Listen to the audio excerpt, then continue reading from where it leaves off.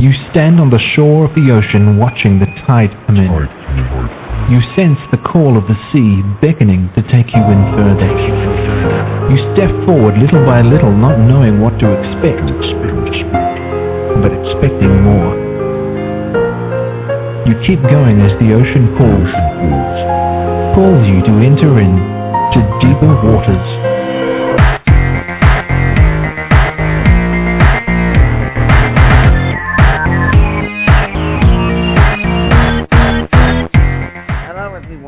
Welcome to the Deeper Waters podcast, coming to you from our high-tech studios here in Croydon, Tennessee. So high-tech, it's really just me and a microphone and a headset. But that's the way it is, and I'm still seeking to give you the best and apologetics information that I can. Today, we've got a really interesting show lined up. Some of you might have seen a recent debate that went on between David Wood and John Loftus on Did Jesus Rise from the Dead? And I had to cough a little bit because if you saw it, it was hardly a debate. And now one point that was brought up is what in the debate was John Loftus did say you have to look at Christianity like an outsider, to which David said he was an atheist growing up, his wife was an unbeliever, and his friend Nabil Qureshi was a Muslim, so I think we've all done that. But if you've seen John Loftus, this is a regular technique of his. It's the outsider test for faith, as he calls it, and it's his main argument against Christianity. Well, one of his biggest critics here has written a book saying, okay, I'm going to take your outsider test for faith, and I'm going to show Jesus passes that outsider test. And that's David Marshall. He's a PhD. He's in China right now. He lives there from my understanding. He's written several books such as The Truth Behind the New Atheism, Jesus and Religions of Man, and of course his most recent one, How Jesus Passes the Outsider Test. And so today we're going to be talking about him and his interaction with John Loftus and this book of his. So Dr. Marshall, welcome to the Deeper Waters podcast. Hi, Nick. How you doing today? Doing good. Hope things are going well for you. Don't know. It's too early to tell yet. Yeah. You're in China. It's what? It's only 6 in the morning, so I don't know how the day is yet. Yeah, you're in China, right? Yes, I'm in a city called Changsha, which is a few miles away from Mao Zedong's hometown. So Chairman Mao is one of the main exports. Also, hot peppers that they like to put on food in this Hunanese food. Well, we're recording the show today starting at 6 p.m., so there is that interesting 12-hour difference that you're just starting your day and we're just ending ours here. So, if someone hasn't heard about you, who are you exactly? How did you get to be doing what you're doing? Well, first of all, if you haven't heard of me, that's don't feel too bad. Not many people have. What am I? I'm teaching, preparing kids who want to go to the U.S. to study in universities here in China. That's what I'm doing here. I've been writing for, my first book was published almost 20 years ago, and that was very much on the subject that I'm writing this book on too. It's a book called True Son of Heaven, How Jesus Fulfills the Chinese Culture. So what I do is, if you've seen the old Reese's commercial peanut butter cup, where the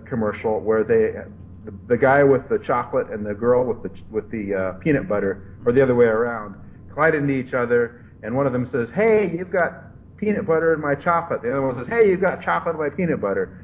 I'm kind of like that with apologetics and missions. I think they really go together well, and so most of my books have had to do with both apologetics and with missions, including the first about China. Yeah. Now, were you born here in America or in the East or what? I was born in Seattle, okay. which is a part of America. Some people didn't realize that until the Super Bowl game last year. And I came as a missionary to. I grew up reading C.S. Lewis, and C.S. Lewis was kind of what you could call a cultural apologist. He believed that one of the ways that he became a Christian was by talking with our friend J.R.R. Tolkien, down through Addison's Walk in Magdalen College in Oxford, underneath the chestnut trees. And his key sticking point was, well, what about other faiths? Is Christianity just true and everything else is just completely false? What about all these myths that I've loved all my life so far? And Tolkien said, well, the gospel should be seen as the fulfillment of the deepest truths in other cultures, other belief systems. Mm-hmm. And that's really what brought Lewis to faith. And I grew up reading C.S. Lewis, so that's in Alaska, actually. And that's kind of where I got where I am now. Mm-hmm. And that led you to studying the world religions and saying, maybe there are hints of the gospel in these other religions. Yes. My next step was G.K. Chesterton and Don Richardson, who was a missionary, who wrote about what he called redemptive analogies, a book called Peace Child, another book called Eternity in Their Hearts. He told his own story about working among cannibals and headhunters in New Guinea, and how these ferocious, horrible people who had this very corrupt culture where they betrayed their best friends, or people who they pretended they were best friends, actually had things in the culture. There were actually things in the culture that pointed people right to Jesus Christ. And from there he went on and he talked about how there's actually a concept of God around the world that is pretty close to the Christian concept. So that missionaries, when they go to other countries, they don't necessarily need to say, hey, we're bringing something completely new that you've never heard before, but there's truth within your culture that points right to Jesus Christ. Even if there are things within your culture that hold you back and that are corrupt, there may still be some things that point you to Christ. And when I came here to Asia as a missionary 30 years ago, I found out that was true. I remember walking up to the Temple of Heaven in Beijing, which is, the number one symbol of China. This is a place that was built during the early Ming Dynasty, 600 years ago or so, and it was built as a resurrection of traditional Chinese culture after the Yuan dynasties, after the Mongols, the Mongols had been running roughshod. Genghis Khan and Kublai Khan had been ruling China for 90 years or so, and then finally the Ming Dynasty, Zhu Yanzhang, said, hey, we want to get rid of these guys. They chased them out of China, and they said, let's resurrect old-time Chinese religion. And what did they resurrect? They resurrected something that talked about a supreme God who created the planets and who was good and was above everybody else, everything else. And then they built this fantastic, beautiful building which has all kinds of symbolism in it that points to no one else better than to Jesus Christ. So I visited this place in 1984 in July of 1984, and I'd never heard of it before. I was completely bowled over by some of the symbolism I recognized in it, and that really caught my attention.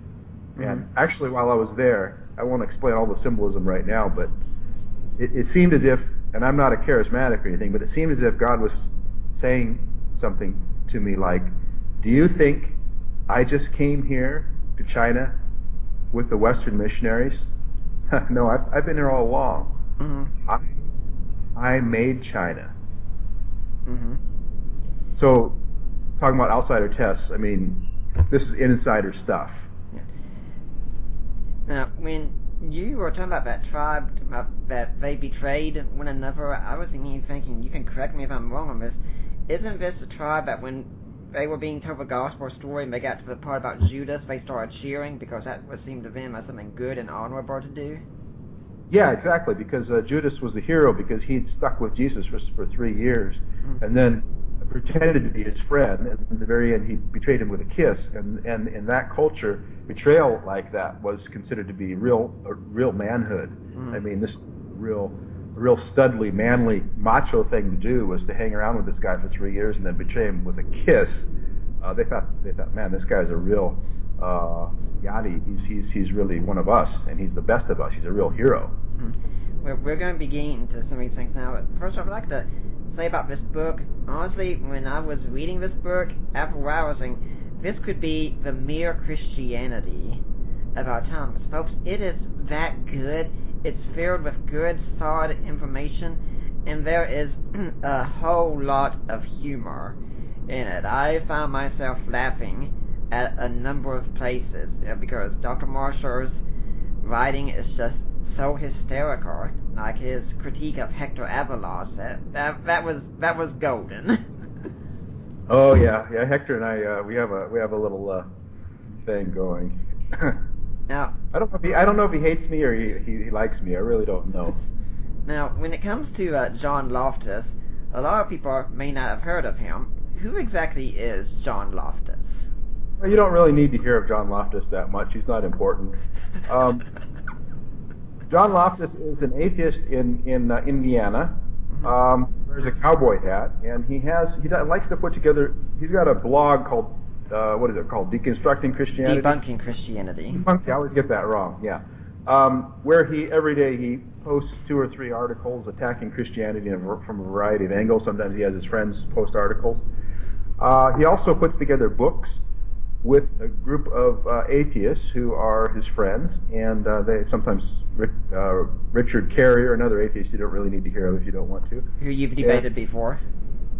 Yeah, debated him, and Hector Avalos contributes, Robert Price, and a bunch of other atheists. Some of them are pretty well known, and Richard Dawkins wrote a blurb for the last one.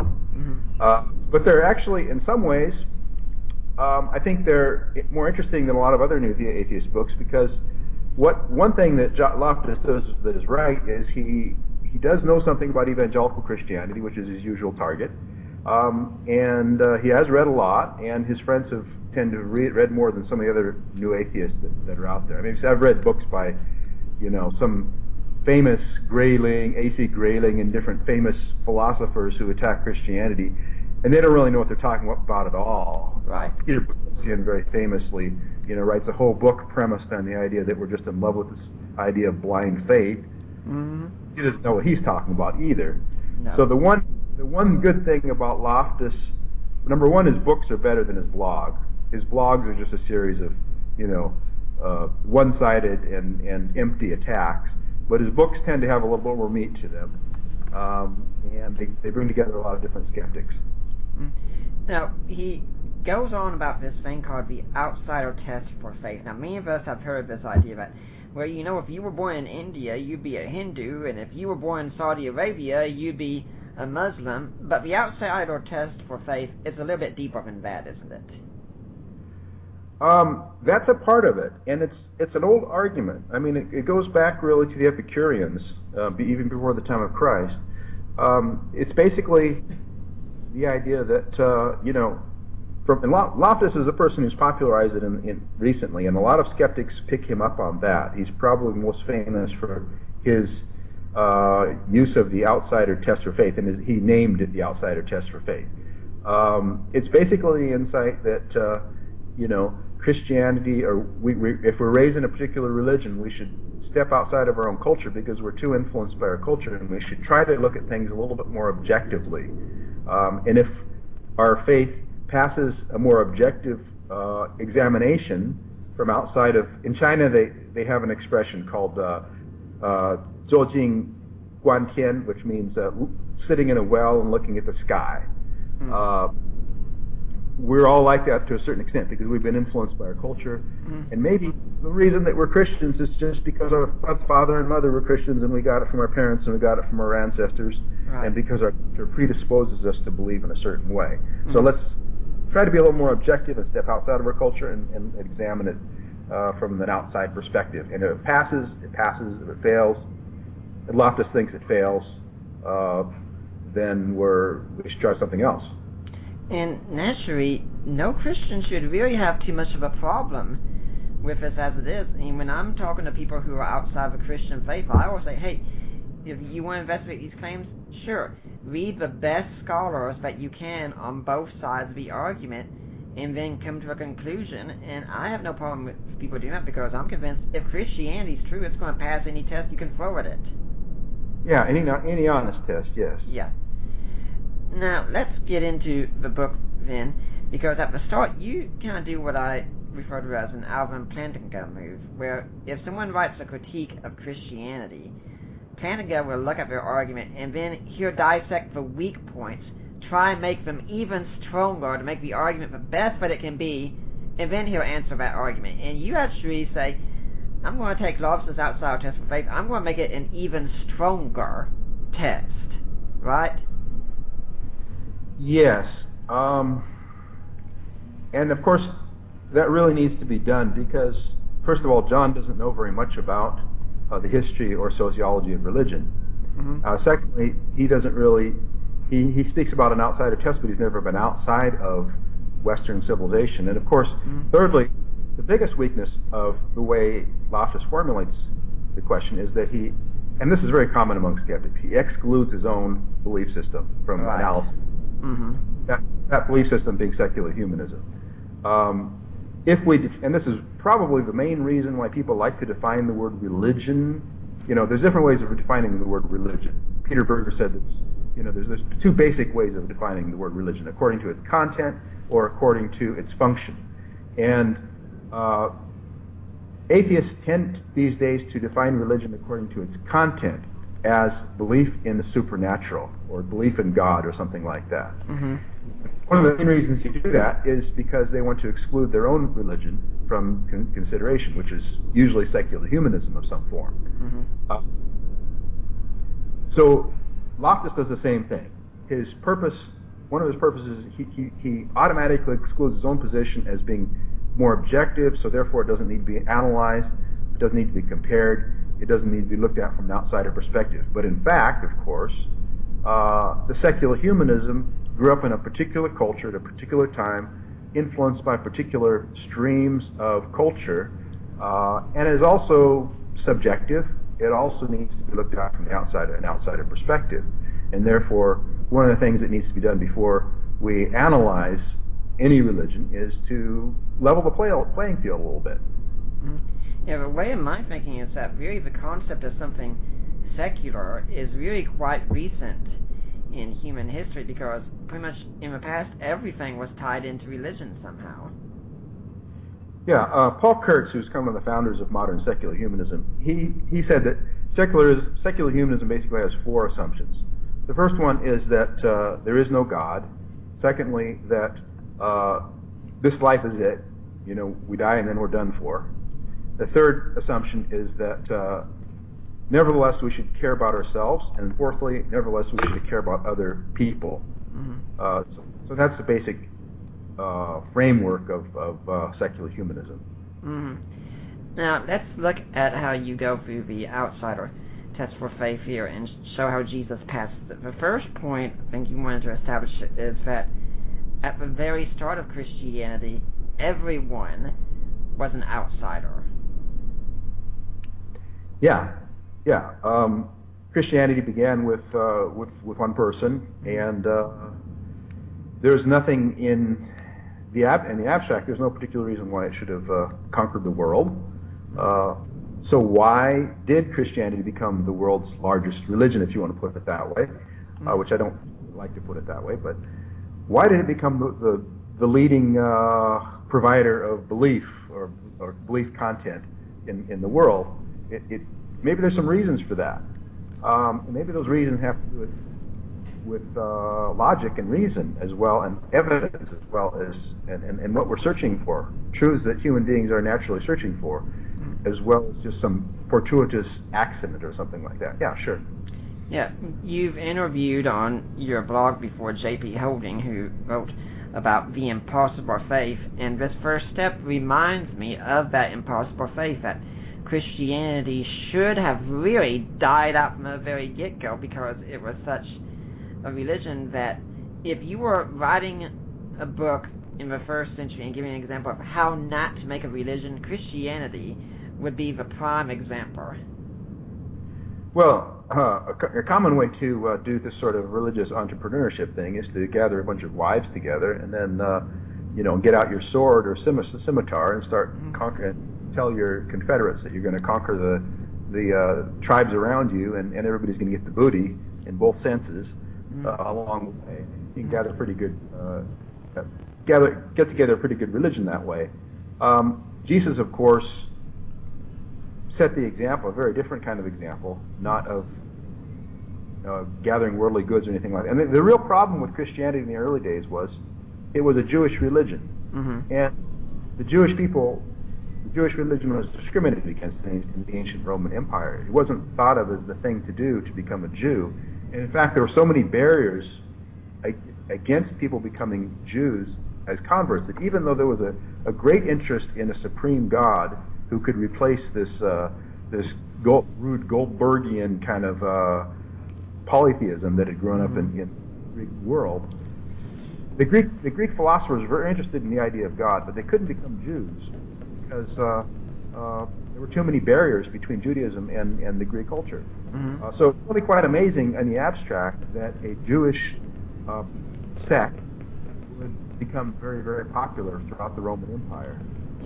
We can also consider that the Jews were looking for a Messiah who would come and conquer Rome and deliver them, and yet the Messiah that ends up coming is one that, to all intents and purposes, looks like he was conquered by Rome instead. And who wants to go out there and follow a crucified king anyway? Yeah, this has been troubling for Jews for 2,000 years now. Isn't the Messiah supposed to be a ruler like David, like King David? And Jesus obviously came in a very different way, and his idea of rulership was quite different from what the Jews were expecting. It was a problem for his own disciples, and it remains a problem for many Jews today. But this is only one example of a kind of cultural barriers that Christianity faced and that it had to conquer in order to become what it is today, which is the world's largest faith system. Because every culture, basically people are configured in such a way that they don't want to throw away their traditions in order to embrace new ideas that come from another culture, that come from another civilization. People like to preserve their religious capital, as the sociologist Rodney Stark puts it. So it's kind of naive of someone like John Loftus or people like Richard Dawkins and many, by the way, I should say, John Loftus made this popular, but this outsider test for faith argument is ubiquitous among skeptics today. It's rather naive to assume that whatever has the best truth, has the best evidence for it, everybody's going to automatically just be attracted to that and accept that because it has the strongest evidence. In fact, evangelism, cross-cultural evangelism, missions is a very slow and difficult process at the best of times. There are innumerable sociological and psychological barriers to people accepting belief systems that don't originate in their own old-time religion, in their own traditions. People are prejudiced against outside beliefs. I think Ravi Zacharias was talking about, might have been Adoniram Judson, who went to Burma, and he was a missionary for 9 years before he got his first convert. Yes, and the Burmese are a very good example of this because, like a lot of other Asian peoples, very literate, especially very literate peoples who have thousands of years of civilization and have developed religions, it's very difficult to get past that 1% barrier for an outside belief system. And it practically never happens, in fact. One of the things that I've heard about Eastern peoples as well that can make it difficult to evangelize them is that over here in America and the West, we'll say, okay, well, you say Christianity is true. Where's the evidence? Do you have anything scientific? Do you have anything historical? Things of that sort. But when you go to the East, one thing you might say is, I could become a Christian, but that would dishonor my family and my ancestors. And that's a totally different ballgame. Is that really something common over there? Well, that's what my wife told me before she became a Christian, before we were married. She's Japanese. Yeah. The thing is, and this is a rational barrier too. I mean, if something works, people are not ready to abandon it quickly. And the basic insight here, the reason why some religions don't catch on in other cultures is basically that people are social animals. People, if as a group, as a collective, people perceive that this religion is a enemy of their culture, then they are very, very reluctant to accept it, and almost nobody will. Mm-hmm. No matter how much you pray, no matter how much you preach, that God seems to have built this into the human psyche. If people as a whole, if their family, their friends, perceive Christianity as being an enemy to their culture, almost no one is going to convert, and they're not even going to consider the arguments for the Christian faith. If, however, they perceive Christianity as a friend or even the fulfillment of their culture, then they're very much more likely at least to listen to the essence of the gospel. Mm-hmm. Now, you still have to think through the gospel itself. And this is exactly what Paul did when he came to Athens. And this is why, if you look in the New Testament and you look at, where do we have a model for evangelism to other peoples and other cultures? The longest sermon preached to Gentiles is in the book of Acts, in Acts 17. Mm-hmm. And you look at how Paul preached to the Athenians. First of all, you think, wow, man, talk about outside of tests. Right. These guys were intellectuals. Mm-hmm. The Epicureans, the Stoics, is the two groups that are named in Acts 17. The elite of the elite. The elite of the elite. And the Stoics had been going for hundreds of years already. They were, founded not long after the time of Plato and Aristotle, and they really liked Socrates. They thought Socrates was their New Testament. Right. Their Old Testament, every time somebody like Epictetus quotes, he says, this is how you should live. He says, this is how Socrates did it. This is what Socrates said. This is how Socrates walked his dog, Yeah. That's how they thought. And the Stoics were, however, looking for a supreme God because they were dissatisfied with the Old Testament, who was Homer for them. Mm-hmm. They were dissatisfied with the Old Testament Homer, and they wanted a more rational creator God who could, bring all this together and made a lot more sense than, Zeus with his thunderbolt chasing, swans or whatever lady he was going after. Mm-hmm. So what did Paul do? Paul came to this, this fulcrum of this is the center of Greek civilization, of the Greco-Roman world, really. And he went to the very heart of that, which was a place called Mars Hill. Mars Hill had been established hundreds of years before as really the place of the Supreme Court of Athens, and therefore of the Greek world.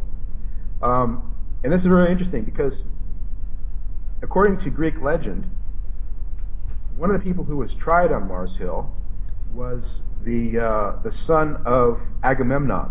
Agamemnon was the leader of the Greek forces in the Trojan War. And before he went off to war to fight the Trojans, he sacrificed his daughter to ensure success. Mm. Now, his wife was not very happy about that. Mm-hmm. Understandable. And when he got back from the Trojan War, having beaten the Trojans with Trojan horse, there was a bit of a problem in the family, and he ended up getting killed. And there were long, soap opera later. We have one person surviving, and that is Agamemnon's son, who had killed, I don't remember who he killed. I think he killed his mother. The sister also died. Well, of course the sister died. Yeah, I think I do remember whether his mother was killed, because it was kind of like an honor challenge. Like, you have to kill your mother to honor your father. Yeah, it's in the playwright Euripides. Right. He tells the story, and at the end, the son, who is the only surviving member of the family, is put on trial, and the presiding judge is the goddess Athena. Mm. And the defense lawyer is the god Apollo, and the jury is I believe is the men of Athens, the usual upper class folks. Mm-hmm. And one of the things that Apollo says in defense of the son is, we shouldn't be too hasty in putting this fellow to death because he's just a mortal. A mortal, his blood flows into the ground and disappears. There is no resurrection. Mm-hmm. He actually said that. There is no resurrection. Right. But notice what Paul does when he comes to the Supreme Court of Athens and the Greek world. Here he's, this is Babe Ruth in the 7th game of the World Series. This is the place. This is the time. Here is Paul the Apostle is speaking to the whole Greek world symbolically when he arrives in the city of Athens. Mm-hmm. He begins to talk with some of the people in the market, and they, especially with Epicureans and Stoics, these are the leading school of Greek philosophers, especially the Stoics in those days. And they say, Paul, we don't really follow you very well. You speak kind of a down-home Antioch kind of accent. We don't follow your Greek very well. What is this babbler trying to say? He seems to be advocating foreign gods. These are the two questions that people bring when people talk about Christianity and other cultures. First of all, there's a language barrier. The barrier of, this guy's a foreigner, we don't really understand them very well. Same problem that I have in China today still, a little bit. The second barrier is a barrier of culture. And he's saying, okay, we are the great Athenians. We are the people.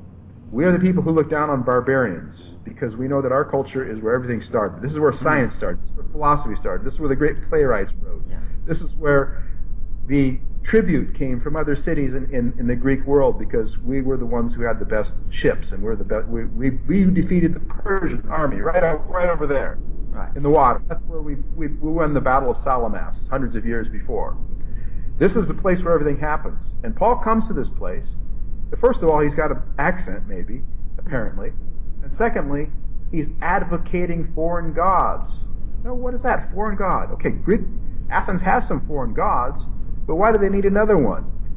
And secondly, why should they care, really, about these foreign gods when they are city, the greatest city in the world, the most splendid cultural relic of the ancient world? Named for Athena herself. Named for Athena herself. And so what does Paul do? He says, he's invited to Mars Hill to explain this foreign god that he brings. And what does he do?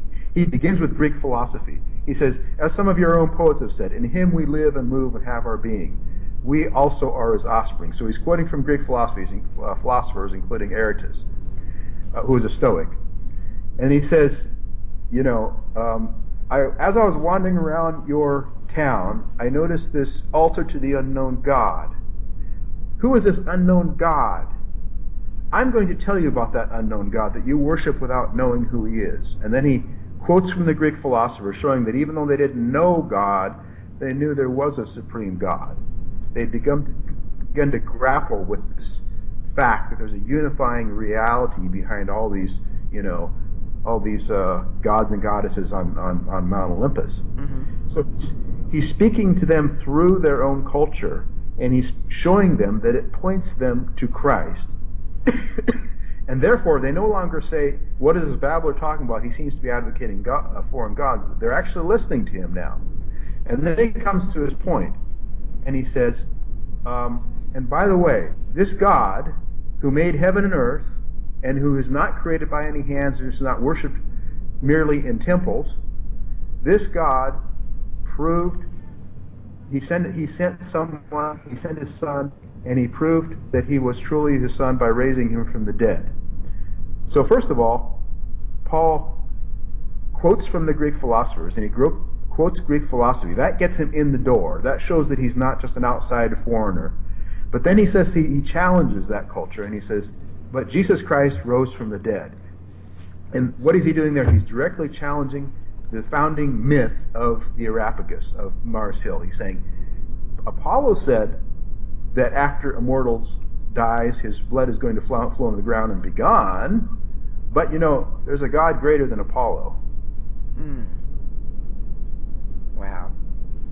And this is, I think, should also tell us that we're going to be good missionaries, and yeah, we do need to have the apologetics, because idiots don't get invited to speak on Mars Hill. And Paul certainly demonstrated that he knew not only what he believed, he knew what his own opposition believed as well. Well, unfortunately, idiots do get invited to speak on Fox News sometimes. Now, but we could say, though, that public defense today is not always the best. But we could say, though, that Christianity might have spread some by that, but obviously it spread by the sword some too. I mean, this is what John Loftus said on his debate on Unbelief Review, that Christianity was a very warlike religion. I mean, even Dinesh D'Souza said that when the Christian missionaries came in, they came with a sword. So, I mean, doesn't this have something to do with why Christianity caught on so much? It was so violent?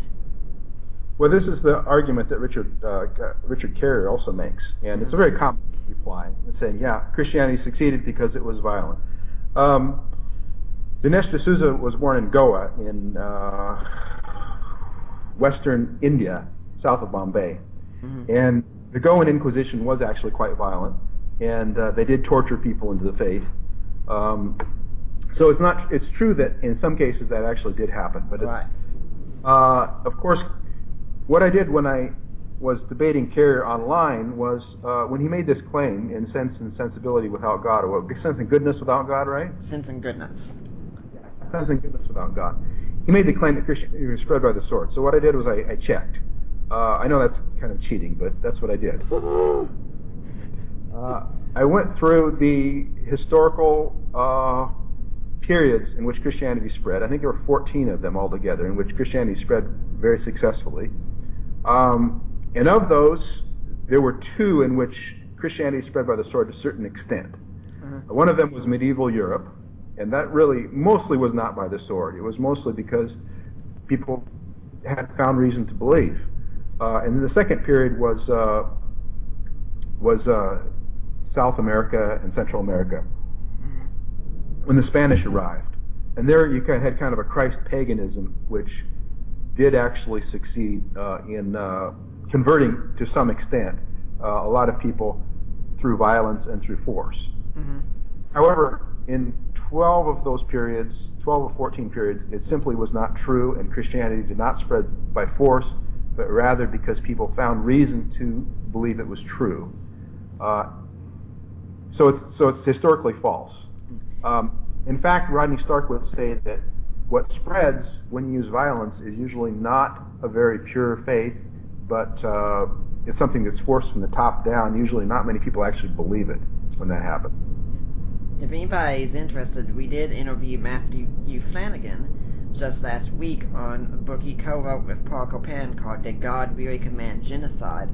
And one of the times we talked about at the end was the Crusades. So if you want some more information about that, something you can listen to, and that's another good book to read on the topic. But, geez, you're a friend or foe, whichever one it is. Hector Avalos has said that Christianity had to be a violent faith. I mean, he's written fighting words, and one key example he uses is, look at Luke 14. Jesus says you are to hate your mother and father.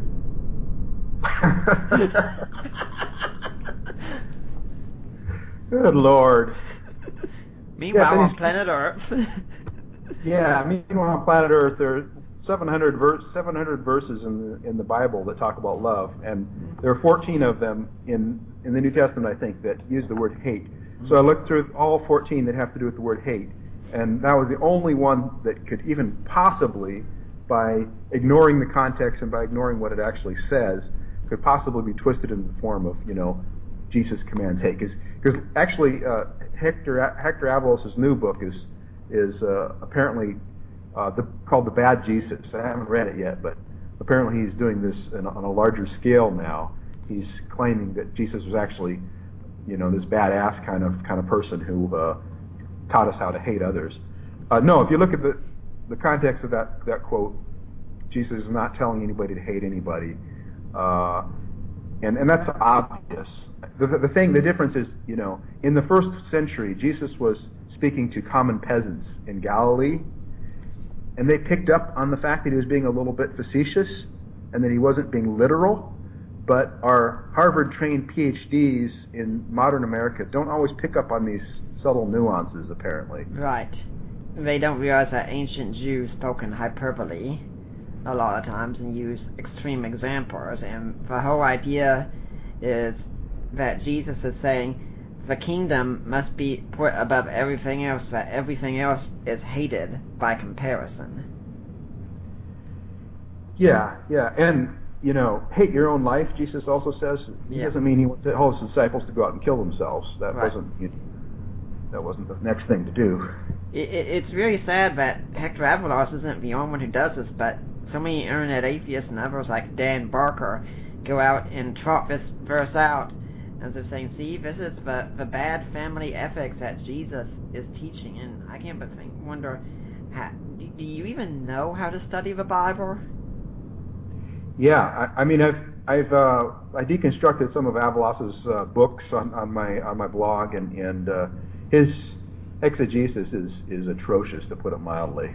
And I do like it. It's so hysterical when you get done dealing with Hector Avalos in a section. You say he could probably be best answered by giving another verse from Luke. Father, forgive them; they do not know what they do. Yeah. Yeah, that's a laugh in itself. Let's move on. One of the other things you talk about in the book is that Jesus fulfills prophecy, or Christianity fulfills prophecy. And now some people are saying, oh, Psalm 22, Isaiah 53, Daniel 2, Daniel 9. You don't have any of those in mind, really, do you? Maybe I should set this up a little bit by giving a basic gist of my arguments. Sure. Because you're right now you're talking about number 2, and there's really 4 main arguments in my book, along with a story. First argument is that Christianity passes the outsider test by the test of history, by the fact that the gospel has captured more minds, the old, the wise, and the skillful, as Aristotle put it, in more cultures and more antagonistic philosophies and ideas.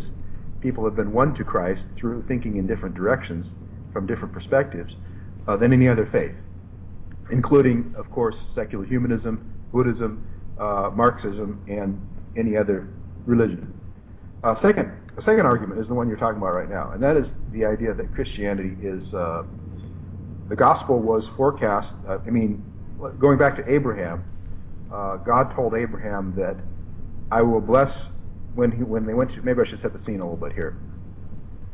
Abraham takes his son on a father-son camping trip to a mountain called Moriah, where God has actually told Abraham that you need to sacrifice your son, your only son, on the mountain. So they hike up the mountain. It may not actually be Moriah, because it actually says in the region of Moriah. Some people think it might even be a hill later called Golgotha. Anyway, they go up to the top of the mountain, and the son is carrying the wood, and they set the wood down on the ground. Abraham ties his son to the altar and is about to sacrifice him, when an angel says, "Stop! Don't do it. Now I know that you put me first, and because of this, I am going to bless you, and I am going to bless your family. I'm going to bless your tribe." Now, up to that point, we have a typical, covenant between the God, put your mark on X, and the mortal being, put your mark on B, on down below here. You have a typical covenant, a contract between the God and the mortal, and it makes perfect sense from a biological point of view, from an evolutionary point of view. You say, yeah, I do something for God, and then God is going to reward me, and He's not only going to reward me, He's going to reward my genes. He's going to reward my family, my DNA, everybody descended from me. My selfish genes. My selfish genes, yeah, as Richard Dawkins put it. But then God says something really surprising. Not only am I going to bless you and bless your family and bless your descendants and your nation, I'm going to bless all the families of the world through you. He repeats it. And this is an astounding promise to somebody. We don't look at it anachronistically and say, yeah, Abraham, of course, he's the founder of Christianity and Islam. What else is more natural in the Jewish nation? No, we're talking about some Bedouin wandering around the sagebrush and the tumbleweeds of the Levant, thousands of years ago, with a few sheep and a few camels. And here's the promise to this obscure person, that through him every nation in the world is going to be blessed. That's astounding.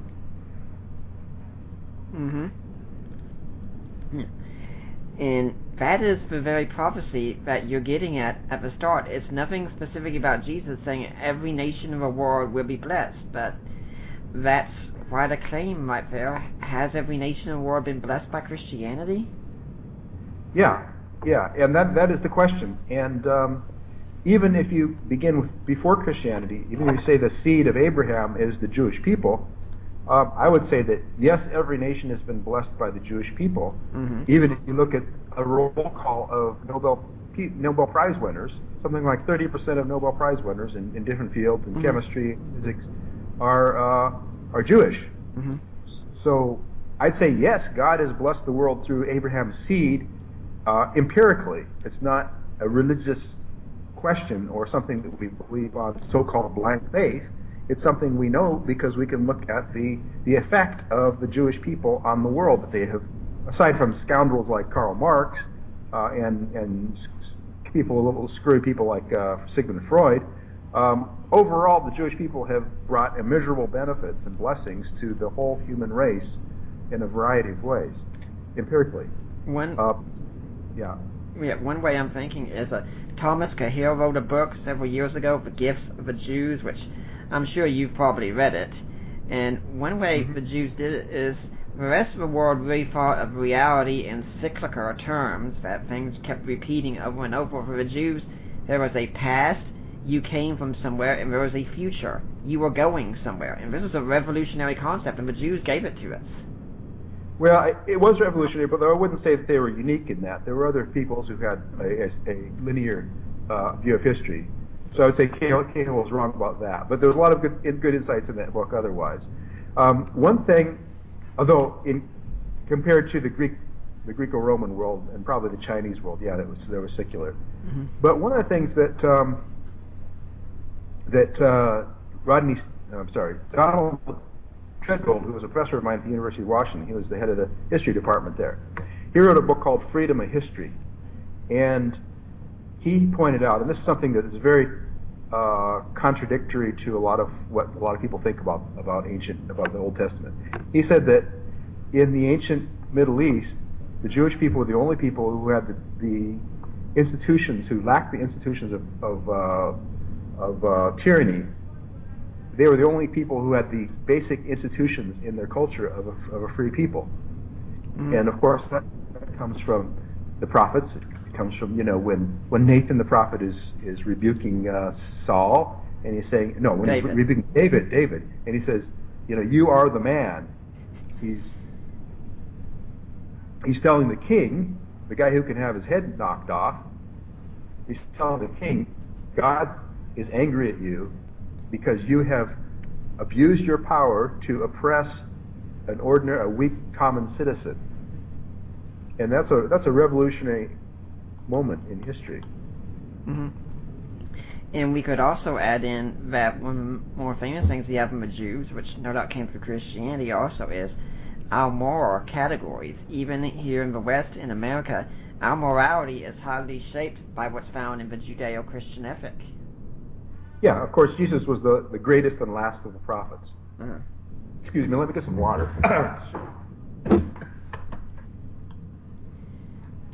And I'd like to remind everyone while he's doing that you are listening to the Deeper Waters podcast. I am Nick Peters. We are in the middle of an interview with David Marshall. We're talking about his book, How Jesus Passes the Outsider Test for Faith, and it's a critique of John Loftus's Outsider Test for Faith. Now, at this point, we're talking about how the Jews were a blessing to the world, and we're talking about how the Judeo-Christian ethic came largely through Jesus, and how that shaped so much of even our modern civilization today. So, you were saying? Yeah. So, I would say that not only has the gospel been a blessing for the world, I would start with the Jews and say, yes, the Jewish people were the beginning of God's answer, have been the beginning of God's answer to this promise. And this promise is empirically provable. And this is the second way in which the gospel passes the outsider, or it's actually the third. The third way in which the gospel passes the outsider test is by blessing the whole world, as God promised to Abraham. And really, to go to many other passages, all of which some critics of the gospel of Christianity tend to overlook. Christianity is not just a religion. I mean, the Old Testament is not just a religion for the Jews, which is really kind of surprising. You would expect it to be a religion for the Jews. But actually, the whole Old Testament, all through the the books of history and the poetry and the writings, the Psalms, the Proverbs, and the prophets. Again and again, we have this emphasis on the gospel going to all the world, being created for not just for the Jews, but being for the whole world. So, and the surprising thing, of course, is the Jews didn't do that. They sat on their treasure like Smog in what's the name of the mountain? In Mount Doom. Yeah. And didn't go anywhere and preach the gospel, preach the truth, tell people about God, Mm-hmm. God's revelation to them. So even though you have this paradox, the Old Testament, the Jewish scriptures, are all about blessing the whole world from a certain point of view. Mm-hmm. The Jews didn't do that until Jesus arrived on the scene. Mm-hmm. Yeah. Now, something else about the fulfillment of prophecies we should talk about is you don't only talk about biblical prophecies, you talk about prophecies outside the Bible. Now, some people might say, oh, we're getting into this charismatic stuff, aren't we? But no, you're talking about prophecies in other religions, aren't you? Yeah. And let me go to a quote by a student of world religions, a professor of world religions named James Thrower, which I really think is kind of key. Mm-hmm. Because one of the challenges that we have, aside from finding a spoon to stir my coffee with, one of the challenges that we have as Christians is looking for a model, or really everybody has this challenge. How do we understand the world of religions? This is not something that John Loftus brought up. Right. And it really is something that, it's one of the challenges. How do we understand Buddhism? How do we understand Hinduism? How do we understand Islam, the Chinese traditions, and the folk religions of Guinea and South America and whatnot? This is really my area of academic specialization. The usual ways of understanding world religions, and it's kind of a shame, kind of a scandal almost, that this is what the people have come up with what very learned and intelligent scholars have come up with. One of them is what is called exclusivism. The idea of exclusivism is my way or the highway. Mm-hmm. What I say, what my religion says is all true, and what everybody else's religion says is completely false. Right. The second one is pluralism, which says, there's one mountain and there's many paths up the mountain, and they all kind of meet at the top and they join hands, they dance around a circle and sing Kumbaya. Right. Those are the two extremes. And then in between there's supposed to be something called inclusivism. These are the usual models of religion that people have been talking about for many decades now. And, you hear the terms quite a bit. But the problem with both those, neither one of those is really a realistic approach to world religions. First of all, exclusivism, truth doesn't exclude truth. And how would it be possible that any great tradition would be totally false? Right. Not have any truth at all. That's just not credible. Mm-hmm. And pluralism excludes itself. Because if you're a pluralist, you have to say that my interpretation of reality is true, pluralism, but everybody else, and almost nobody's a pluralist, they're all wrong because they miss this central truth. Mm-hmm. So pluralism excludes other belief systems that disagree with it, and therefore it contradicts itself, and therefore pluralism doesn't get off the ground either. Yeah. Even worse than exclusivism, because it turns out to be a form of exclusivism. Exclusivism is true in one sense. In that sense, if A excludes B, then reality is exclusive in the sense that there is one reality, and everything that contradicts reality is false. And of course, Christians are exclusivists in that sense. Right. But we don't. Following the example of Paul on Mars Hill, we don't need to be exclusivist in a deeper sense and saying there's nothing true at all about other religions. And here I go back to C.S. Lewis again too. Yeah. As a Christian, we should be able to find a model of religions that says, yes, Muhammad was a conniving, bloody, tyrannical guy in the desert waving his scimitar and murdering people, innocent people. And he did marry this girl when she was only 9 years old, and yes, he was a false prophet. We can say that, But we can also say, yes, Islam is true when it says there's one God and there's one supreme being, and that He's good. And yes, Islam is true when it says that Jesus is the Messiah and the breath of God, as the Quran itself says. And there are belief systems that are deeper and richer than the Quran, outside of Christianity. As Christians, we need to find a way of embracing that truth and even showing that it's truer than people expected it to be. Here's the really tricky and interesting way. Just the way when Paul came to Athens, and he came to Athens and he said, you have this altar over here to an unknown God. You're really onto something there, but you don't even know what it is. And I'll tell you about it because it's richer and deeper than what you know.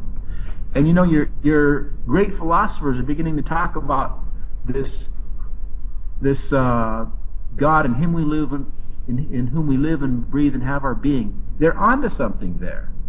They don't know about it, and I'm going to tell you more about it because there's something really profound and important in what your own philosophers are saying right now. This is so. Anyway, back to James Thrower. This is what he says. This does not necessarily mean that someone looking for a naturalistic theory of religion has to choose between a number of competing theories. The implication is rather that any naturalistic theory which stands a chance of winning support today will need to find a way of combining the insights of Marx, Freud, Nietzsche, Durkheim, Weber, and a host of others besides. Just as any theory which seeks to substantiate the claims of religion to be a valid response to transcendent reality will have to combine insights from a number of differing religious traditions. Whether a naturalistic or a religious theory can best combine the insights of both of these two main ways of explaining religion remains an open question. Now, what I argue in this book is that the gospel meets this challenge better than anything else. That the gospel, in fact, is the best way of combining insights from different religious traditions and also excluding falsehoods and errors from different religious traditions and also from different naturalistic traditions. That all of the truth that is true in other cultures and other times, well, I can't say all, of course, because the book is only 200 pages long, but by implication, the greatest truths, the most important truths in non-Christian traditions are met and joined and combined into one coherent whole in the pages of the New Testament and in the person of Jesus Christ. Yeah, when you were talking about this whole thing also, I was thinking about how from a philosophical perspective, I'm a Thomist.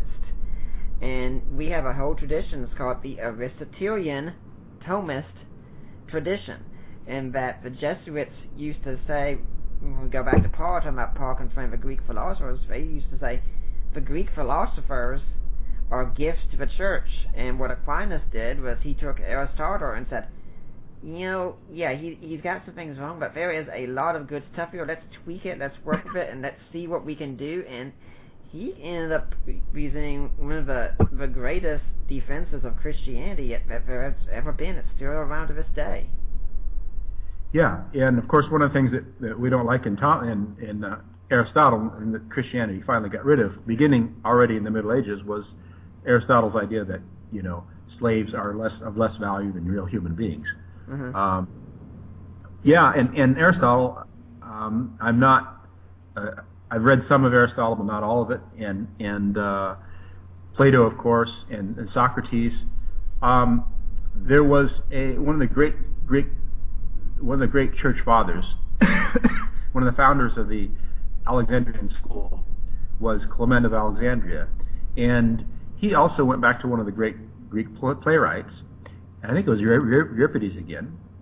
Excuse me. I had a cold a couple of weeks ago, and there's still a few lingering effects. He went back to Clement of Alexandria. Clement of Alexandria went back to another Greek story, about the king of Thebes. And the king of Thebes, according to the playwright, was kind of jealous of the god Dionysius, because the god Dionysius was a newcomer, just like Christianity would be to Greek culture. And it seemed like the women of Thebes were going up the mountains and doing who knows what, having orgies, or what were they doing? He didn't really know what they were doing, getting really wild and crazy up in the mountains. And so he passed a law, which didn't take very much when you're the king, saying that nobody could worship Dionysus anymore. Now, this upset Dionysius. And so what he did was he caused the women of Thebes to go crazy, and they tore the king, named Pentheus, from limb to limb, literally. Mm-hmm. They tore him to pieces. And then, actually, it's kind of a gory story if you go back and look at the original. Yeah. It's actually his mother who ends Right. up carrying his head. Yeah, it's pretty gross. So what does Clement say? He says, this is what the schools of Greek philosophy have done to the truth. Each of them has part of the truth. It has a valuable part of the truth, but it's been torn asunder. And what the gospel of Jesus Christ does, it brings those pieces back together again, and not only brings them back together again, but resurrects them in the person of Jesus Christ.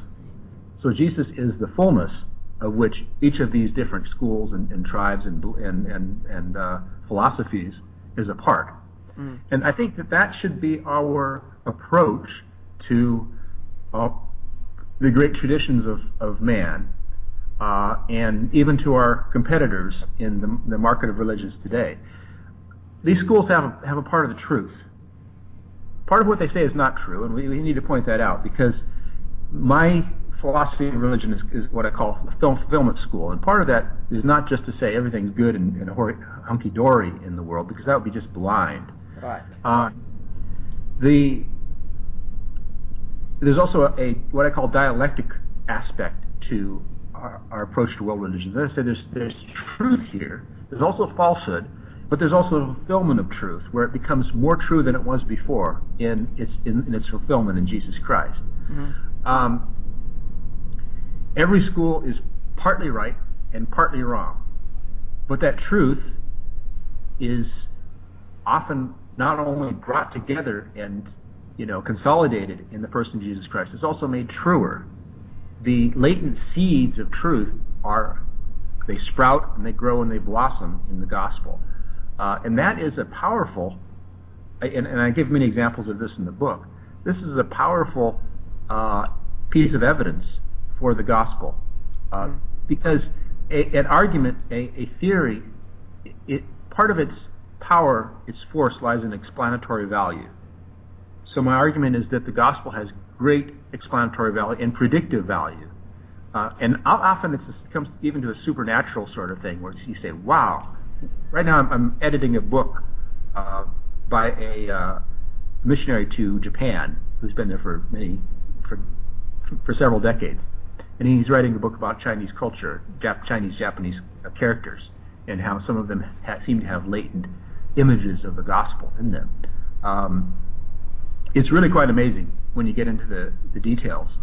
All the things within Chinese culture and tradition, and Indian culture and tradition, and even Norse culture and tradition, along with Greek culture and tradition, and of course the Old Testament and the suffering servant in Isaiah and different things like that. How so much of the greatest thing that great thinkers have said down through the millennia is encapsulated and perfected in the life of Jesus Christ. Mm-hmm. I'd like to remind everyone right now that you are listening to the Deeper Waters podcast, seeking to bring you the best in scholarship and apologetics. I'm Nick Peters, your host. Right now we're talking with David Marshall about his book, How Jesus Passes the Outsider Test. But if you're listening next week, and now if you're here in the West and you've seen a lot of things going on about how people are becoming more and more hostile to Christianity over here, and we're especially watching the Supreme Court decision to see what's going to happen. What's going on with this movement? Well, my guest next week co-wrote a book. He's a sociologist. His name is George Yancey. He co-wrote a book looking into this called So Many Christians, So Few Lions. And he's looking at what he calls Christian phobia in the United States, and how this is becoming a growing trend, that people are so opposed to Christianity. And we're going to be talking about his research and his findings next week. But for now, we're going to get back to our discussion with David Marshall on how Jesus passes the outsider test. Now, when you're talking about these fulfillments, one of the favorite ones I like to hear you talk about is Confucius. who was a great sage of his time. And I have read the Analects, and yeah, I do encourage people, try and read books of other holy religions. You can get a lot out of it. You can get a lot reading the wisdom of other people and other cultures. But Confucius, he made an interesting prophecy, didn't he? Yeah. I'm not sure which one you're referring to, but he believed in what he called a shengren, which is a sage. Yeah. And the idea of the shengren, the sage, goes back to ancient China, even before the time of Confucius. It's in the ancient Sishu Wujing, the Chinese classics. In particular, the two books that Confucius tended to cite himself, which was his own Old Testament, were the book of poetry and the book of history. And they often speak of a sage. The thing about the sage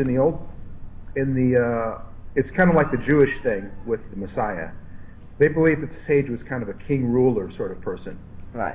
And what really boggled the mind of the ancient Chinese was especially the followers of Confucius, was Confucius never had a royal position. He was never a king. And he should have been a king by all rights. He should have been the ruler of the world because he was obviously the best person, the most capable person on the job, according to Confucius. The Taoists didn't think so. They thought he was a bit of a joke. But Confucius' greatest disciple was named Mencius. And Mencius also talked about the sage, and he said, hey, Confucius is the greatest sage we've seen so far, even though he wasn't a king. And then at the very end of the Mencius, it says something very interesting, that every 500 years there's going to be a great sage. Mm-hmm.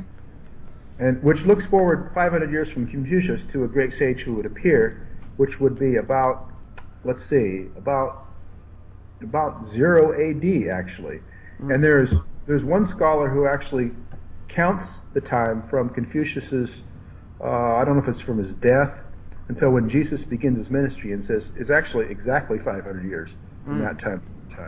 One Chinese scholar argues that. I wouldn't necessarily, I haven't looked into that so much so that I could confirm that, but it's pretty close. Mm-hmm. So yeah, that's really interesting. And then there's also a Buddhist sutra, the Diamond Sutra, which also says the same thing, which says that after 500 years there's going to be the consummation of the Buddhas is going to come, 500 years after Buddha, which also turns out to be about 0 AD. Yeah. Now, you also talk about being in, I think it was a temple, and seeing symbols of the gospel all around you.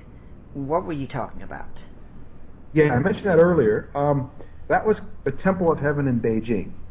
Mm-hmm. And as I said, this is the most important building in all of China, in some ways, in a spiritual sense. This is the place where the emperor would come once a year, and he would sacrifice to Huang Tian Shangdi. Mm-hmm. Now, the term Shangdi and the term Tian both go back to ancient China. Shangdi was the term for the supreme ruler of the universe. And the thing about Shangdi was, not only was there nobody above him, not only was there nobody in his same class, but he was the only deity, the only being that was greater than the emperor. The emperor would go to other shrines to, sacrifice or give some sort of, some sort of a sacrifice or something to some other deities, but they would not be they would be under his authority, in a sense. But there was one being who was above the emperor, and that was Shangdi. It actually means above the emperor. The term actually means the ruler above. Mm-hmm. And if you go back and you look at the classics, when I've gone through them meticulously, I've looked through every passage in the book of history and the book of poetry that talk about Di or Shangdi, and very carefully checked it. It was God. The greatest scholar of ancient Chinese to this day. Actually, if you go around China right now and you look on billboard, on the signs, construction sites, because China is one big construction site. Mm-hmm. Skyscrapers going up everywhere. And you look on the walls that fence off the construction site from the road, they'll have these 12 socialist values, including democracy and freedom, ironically enough. Mm-hmm. And next to them, they'll have some quotations by Confucius, the purpose of the quotes by Confucius, I guess, is to drive in, if you want to preach socialism, then who better to preach socialism than Confucius, right? Who was the founder of the supply-side economics. That's another story. Okay. No, I'm being ironic here. Confucius was not a socialist by any chance.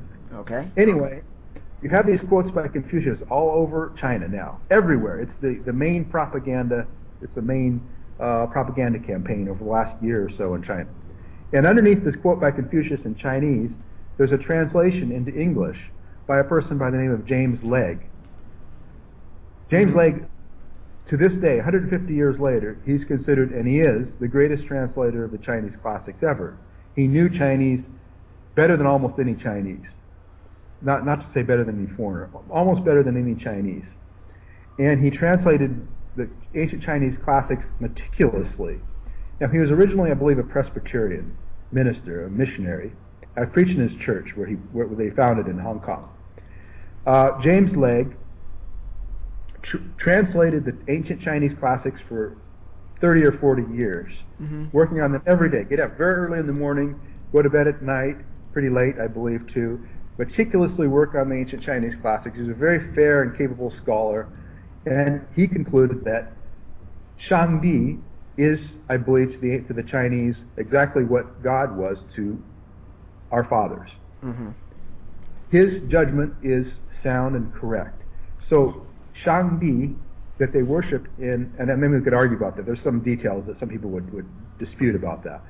But the Shangdi that was worshipped in the Temple of Heaven, which is the greatest, really the most important tourist site in China, in Beijing,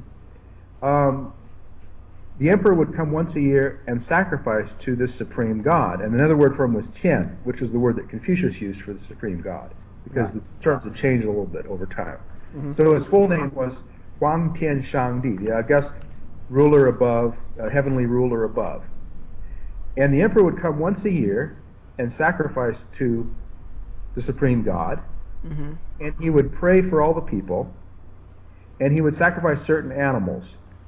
So there right away you have something kind of familiar. When I first went there in 1984, one person, once a year, sacrificing for all the people. Just like in ancient Israel, one person, the high priest, came once a year to the Holy of Holies and sacrificed animals for all the people, some of the same animals. And then I looked around the building inside, and I noticed some of the symbolism. For example, in the center of the Temple of Heaven, there are 4 red and gold pillars. Around the periphery of the 4 pillars, there are 12 more pillars. According to the Chinese, these symbolize, first of all, the 4 seasons, and secondly, the 12 months of the year. But in ancient Israel, you also have the same symbolism, in which you have 12 tribes who were arranged on 4 sides of the tabernacle. Furthermore, the 12 tribes were also represented by 12 pillars that were sprinkled with blood in the Old Testament. And what happens if you sprinkle pillars with blood? You get red pillars, and the pillars in the Temple of Heaven are in fact red. The central pillars, the 4 central pillars, are gold and red, which could symbolize the 4 Gospels, because Jesus also had 12 disciples, and there are 4 Gospels telling you about Jesus' life, which are often red and gold in some Bibles. Now, I know this is a little bit subjective, maybe a little coincidental, but the message that seemed to drive home to me when I went there in 1984 as a young man was, as I said before, God was there already, and here is the symbolism of the gospel. In order to stand in the presence of God, you need to be covered with the blood of Christ. Yeah, that is certainly something interesting to think about there. Since we're this is the central, the central monument in Chinese civilization. We're in the second hour of our show, and we do need to move to the next part, and that's kind of the impact that Christianity has had. And let's talk about one of the interesting gifts that Christianity brought to the world that I'm sure is going to blow the mind of many skeptics out there, and that would be the gift of science. right? Yeah, and it's indisputable that the early scientists in medieval Europe were atypically pious. Mm-hmm. Rodney Stark shows this in For the Glory of God, that most of us assumed that in the Middle Ages most people were very, very pious, and it was the age of faith, so-called, but it really wasn't. I mean, there was lots of there weren't really that many people who were really serious in their Christian faith in the Middle Ages. There were a lot of people who had kind of a Christo-pagan sort of approach, but there weren't many people who really knew the Gospels, and really not many people even went to church in the Middle Ages in medieval Europe, surprisingly. And Stark shows this in an article called Secularization, Rest in Peace. But For the Glory of God, what he does is he surveys the medieval scientists, the leading medieval scientists, and he finds that about 60% of them were especially devout Christians, the early scientists, the greatest scientists for 200 or 300 years. And then another percentage of them were just conventional believers, and then there were like 2 of them who were skeptical in some way. So yes, the founders of modern science were Christians. And then a friend of mine, Alan Chapman, who's a historian of science at Oxford University, who actually teaches at the very college where the Royal Society came together under John Wilkins. Mm-hmm. He shows that Christianity really had a big impact. It wasn't just an accidental sort of thing that the early scientists were Christians, and Stark shows this too. There are reasons, there are connections between Christian theology and the founding of science. Mm-hmm. Now, skeptics like Carrier and a lot of people who follow him now would say, hey, wait a minute now. It wasn't the medieval Christians who founded modern science. In fact, modern science was founded long, long before the medieval period. It was the ancient Greeks who founded science, and really what they founded was very much modern science, is science in the full sense of the word. The funny thing is, if you look at what Carrier actually says he's quoted quite a bit by skeptics on this subject, because this is an area where he is an expert. He actually is an historian of ancient science. If you've heard of Richard Carrier, you know that he claims a lot of expertise in a lot of fields. This is his actual area of expertise. Mm-hmm. And if you read his comments and his arguments, you find that he says, hey, how can you claim that Christianity was the source of modern science when science was going pretty well a long time before Christianity came along? In fact, a lot of these people founded science because they believed in God, and because they believed that there must be a single force behind the universe that unifies the universe, and that's actually how they started to think about creating modern science, creating science. And he actually thinks there's an argument against Christianity. I'm amazed. I mean, when you started saying that, I was just thinking, Dr. Marshall, did you get the argument wrong here? Because it sounds like you're making Carrier sound like he's defending Christianity here. I mean, you said that's actually what Carrier says. I'm just thinking, wait, he's actually saying that? Yes, and this is why I love reading atheists. I mean, they always have these wonderful insights that cut their own throats, that destroy their own position. Mm-hmm. Yes, he actually says that. And then he tries to pretend that Christianity was the cause of the downfall of ancient science. But actually, if you read carefully, he admits that science was pretty much on the ropes. Yeah. Hundreds of years before Christianity actually became the guiding philosophy of the Roman Empire, to the extent that it ever did. Yeah, he admits that too. Then people try to say that, hey, Christianity killed ancient science, like Carl Sagan tried to do this too. But it doesn't work. It doesn't work historically, unless they had a time machine and they went back in time and they undermined science before they actually gained power somehow. Anyway, Roman science wasn't what Greek science was. The real genius was in ancient Greece. Now, Chapman would say, and I think I agree with him, that one of the causes of that was not only Christianity. I'm not claiming that Christianity was the single cause of science. I'm not claiming that it's a sufficient cause of science. You can have societies that are Christian in some sense without creating science, and you can have societies that are scientific without being Christian. I'm not making that claim, which sometimes atheists would reply to. But one thing that Chapman says is one of the strengths of ancient Greek society was its unity within disunity. And I think there's a very interesting e pluribus unum, as we say in modern America. There are 5 great, especially ingenious periods of human history, which I don't think anybody's written about this. Sometimes I'd almost like to write a book about this, which combine these 3 things. First of all, they were disunited, fragmented politically. Secondly, culturally they were united. And thirdly, they were theistic. Mm-hmm. One of them was ancient China at the time of the Zhou, the late Zhou, which had this strong idea of God, not just Confucius, also Lao Tzu, which I'm arguing in the new version of my China book, Zhuangzi, the second founder of the Laozhuang school, or Taoism as we call it, and Mozi. They had this strong idea of God. They had a cultural unity, overarching unity, but disparate nation states. You get the same thing in ancient Israel with the tribes of Israel. You get the same thing in ancient Greece. You get the same thing in medieval Europe, and you get the same thing in modern America. These are the 5 most ingenious civilizations in human history, and the societies that have given most to the world. So I think this concept of e pluribus unum is a good one, because we need critics. It's healthy to have different schools of thought that can critique our ideas, and that we don't just gain one, power over everybody else. It's healthy to have different schools of thought, and it's healthy also to have unity, but also a certain amount of disunity, with God as being the overarching concept that really inspires a lot of creative thinking. Now, I'd like to remind everyone at this point that you're listening to the Deeper Waters podcast, and everything we do here is listener supported. And so, yes, there does come a time on the show where I do have to talk about donations, because, folks, we need them.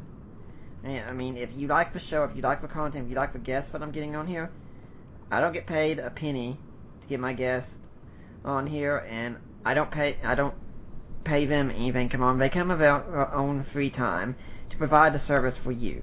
Now, if you're interested in supporting this ministry, please go to our website, deeperwaters.ddns.net, and you'll find there's a thing on the left there. It says about how to help support Deeper Waters Christian Ministries.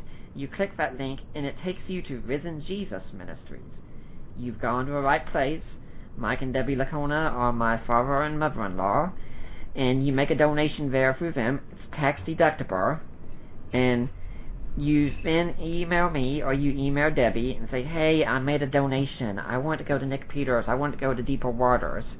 And they will make sure that the donation does go to us. Now, some other ways you can donate. We have an Amazon store where you can buy some books that we talk about on the show. And when you buy those books there, we get a small portion of what you use to buy the books. And, of course, I've got some of my own ebooks, such as my Creed for the Ages, a look at the Apostles' Creed, and ones I've co-written with J.P. Holding, such as Defining Inerrancy and Groundless, which is a look at the atheism of Dan Barker. And we're also working on a page here, and if you want to know more about this and the page isn't up yet, contact me and let me know. But you want to buy some jewelry for someone special in your life? Hint to any of you guys out there who are thinking of popping the question soon.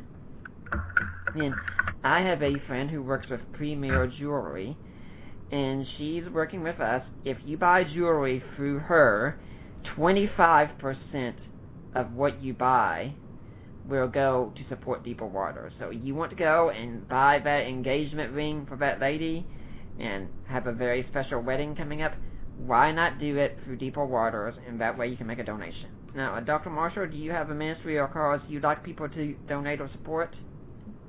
Well, of course, I recommend people buy my books. I think the new one is called How Jesus Passes the Outsider Test, The Inside Story.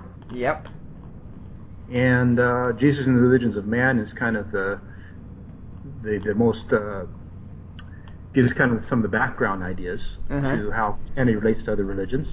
Yep. And the other book that's really especially relevant would be True Son of Heaven, How Jesus Fulfills the Chinese Culture. Mm-hmm. And there's my New Atheism book, too, which is pretty relevant, too. Yeah. And all these books can be found on Amazon, right? Yeah, they can be found on Amazon. One other book I should probably mention is Faith Seeking Understanding, which is anthology involving people like Alvin Plantinga and Rodney Stark. And I think a lot of readers will probably enjoy that one, too. And contributions from Don Richardson and Philip Yancey and all kinds of different...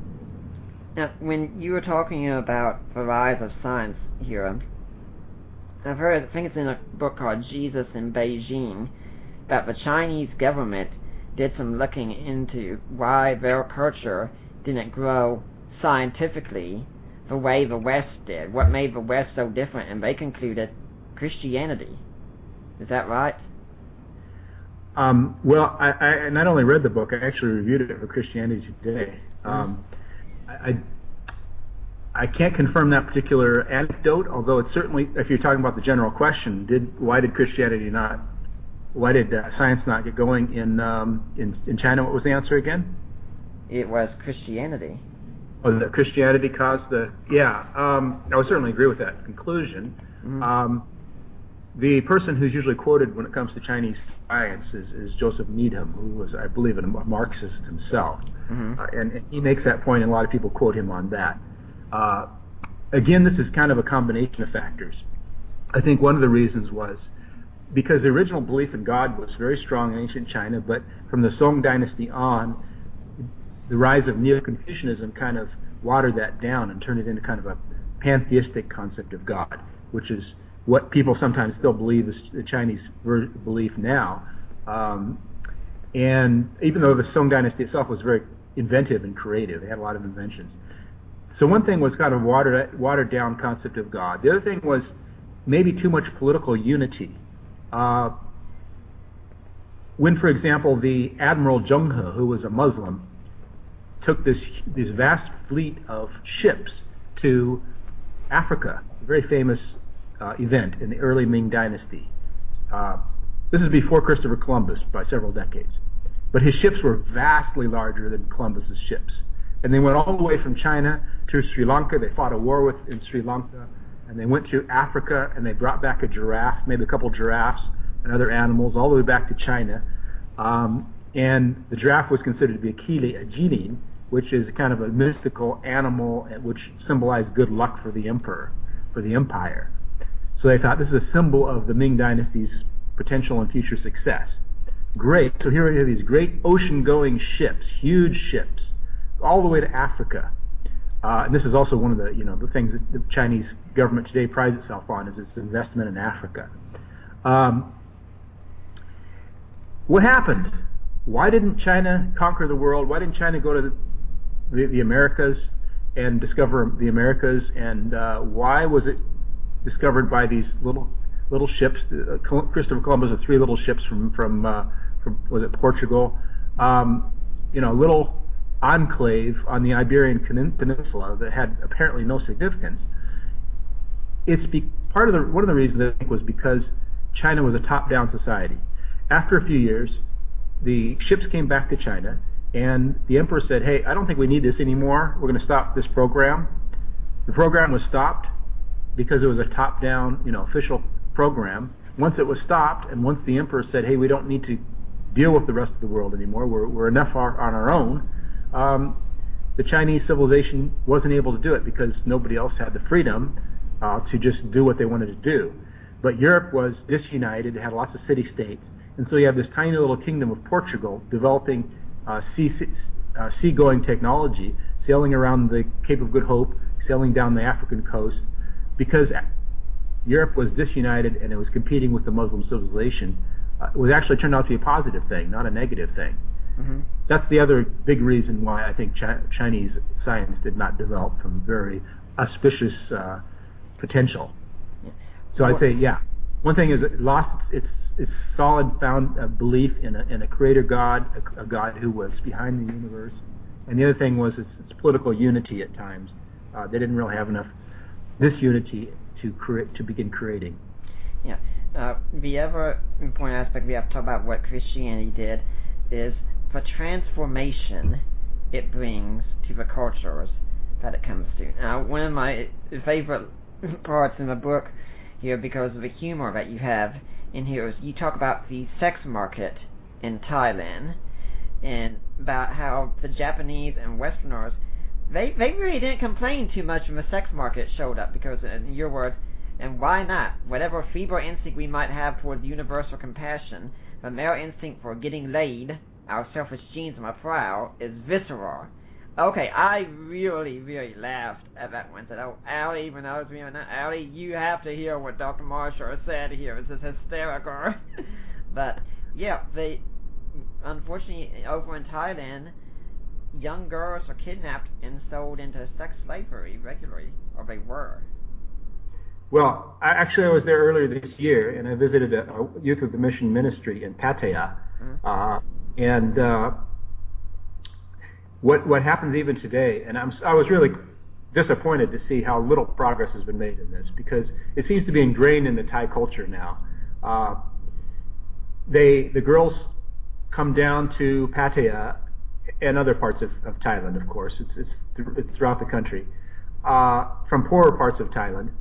And they're kind of forced into it by their family, because they need to make some more money, and so they work in the bars and they go home with the guys, and they get a certain amount of the money. It's the fastest way they can make money. Mm-hmm. And their family, if they don't want to do it, their family's still pushing them into doing it. So it's very hard for them to get out of it. It's still there. I don't know if it's quite as The funny thing is, it's not really funny. Thailand, in the 30 years since I first went there, it doesn't seem like it's progressed that much economically. I mean, it has to a certain extent, but not like China. Right. And this sort of abuse of women is still going on there, and it's really sad to see what's going on there. But it's also, when I first went there, one of the things I realized when I came here 30 years ago was that it is basically Christians who are fighting against this sort of thing more than anybody else. And my own experience of that was in Thailand, first of all, when we went around with a guy named Art Sanborn. He had been in Thailand for a while already, and he knew the ropes. He knew where we were supposed to go. And we went around to these villages, and he told us stories. He told us stories about, how girls were being forced into prostitution and the drug trade and the opium wars between the different factions and whatnot, the tribes. And he told us a story. Well, we came into this one village, which I think was Lisu or Lahu tribal village. Everybody was dressed.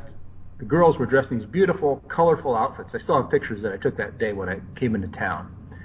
The year before, he had brought a team into that village to present the gospel, and they'd spent the night there. Mm-hmm. And they stayed the night. The men stayed in one hut, and the women stayed in another hut. And then the people in the village said, "Guys, you want a girl for the night? Really, really cheap." They're willing to sell their own daughters to these strangers for a very small price. And when I came there a year later, Richard Dawkins talks about this patriarchal, misogynistic, homophobic, racist, infanticidal, genocidal maniac, Yahweh God in the Old Testament, and how evil God was. When I had been in Hong Kong, when I first went to Hong Kong and was being trained there, I had been reading through the book of Isaiah. And the book of Isaiah, again and again, I underlined passages about how God had compassion on tribal peoples, on the mountain peoples. And then he actually talked about these people being locked away and hidden, and would nobody come and rescue them. All these passages, what I was hearing about Thailand and hearing about Southeast Asia, it really seemed to go together somehow. The tribal peoples in the mountains and the people being locked away and nobody to rescue them. These girls were like that. There was nobody standing on their side. So when we came into this village and we did a gospel presentation, I was not very good at drama, so I didn't do part of the drama, which was the way they were presenting the gospel, in front of this bamboo hut. I went behind the bamboo hut, and my job was to pray. And I was apparently, instinctively, the leader of our group recognized that I was no good at drama, so he had me do the praying part. And I went behind the hut, and while I was praying, and I didn't have this sort of experience very often, but I started to cry. Mm-hmm. And, these girls, 13, 14 years old, being sold by their own parents to have sex with strangers. Yeah. This is before AIDS, Mm-hmm. Now, Sam Harris thinks it's just natural that people would oppose slavery because that's a humane thing to do. That's because he comes at the very end train of the gospel teaching of the prophets and the greatest Jesus Christ, because he's been influenced for so many centuries. But it is not natural for men to think young women are objects of compassion. Rather, they're, as you just said, selfish genes wanting to get laid.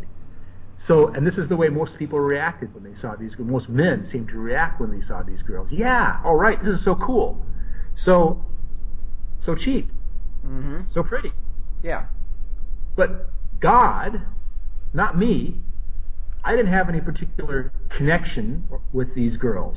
Different tribe, different genes, nothing to do with me. But while I was praying, influenced by the prophets, God laid his heart on me and showed me, hey, this is a terrible thing. Mm-hmm. And I started to cry. And I saw that as if God was showing me this village was the world, a different world. And just as God sent his Son into the world to give his life for the world, in the same way he was calling his children to give their lives in order to save this little world, this little group of people, that God was calling people to do that. I think that's true of all of us, that God is calling each one of us into some little world to give our lives in some ways, in following Jesus Christ, to take up our cross and give our lives for the people around us in some way. It does strike me as incredibly naive to think that people would naturally oppose something like this, because even speaking as a devout Christian man, I was even telling my own wife, Allie, yesterday, I said, when it comes to sexual issues and such, for most of us, rationality goes right out the window when that comes up, because all of a sudden our minds are thinking somewhere else, and I said, and that includes me as well.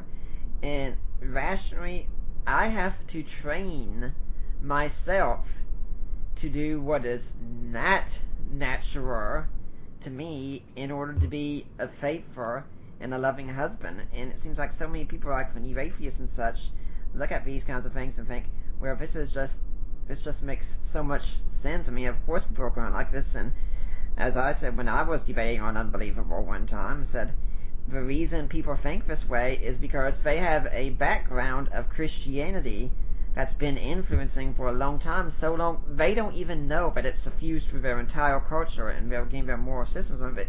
You take that away, you get something like Thailand. Yeah, and of course the Philippines, which is supposed to be a Christian country too, has the same problem. Mm-hmm. The thing is, and this is one of the things that really is counterintuitive and that the whole world wants to disagree with this, not only atheists, but the skeptical world will tell you that religion is harmful to women. Right. And when I was teaching in Japan, one of my students, I met my student in the library, and she said, I asked her, what are you doing? She said, I've got this article here, I'm writing a paper. What's it about? It's about religion and women. And we just invaded Afghanistan to liberate Afghanistan, and I asked her, are you writing about the Taliban? And she said, oh, yes. Because her notion of religion was Islam, Christianity, these kinds of religions that oppress women. And this is one of the reigning myths of modern skepticism, is that Christianity oppresses women. So I asked this girl, what about Japan? When were women first educated in Japan? Was that after World War II, she says? No. Go across town. One of the famous schools in Nagasaki was Kasei. Literally means Horshui, living water. Now it's kind of preppy, upper class sort of school. Living Water College was founded by a missionary woman. I read her biography. She came to Nagasaki, even though I can't remember her name at the moment. She came to Nagasaki and she founded the school, and she was very much proactive in raising the status of women, as were many of the missionaries in Japan. At the time, there was no education for women. It was missionaries who introduced education for women. This is the Christianity you're talking about. This is not just in Japan, it's throughout the world. As I argue on my website, in christthedao.blogspot.com, I have a whole series there called How Jesus Liberates Women. And I'm going to make this into a book someday, too. I'm thinking about it right now. Actually, this is part of my research reason for going to Thailand, is to do some of the research for this book.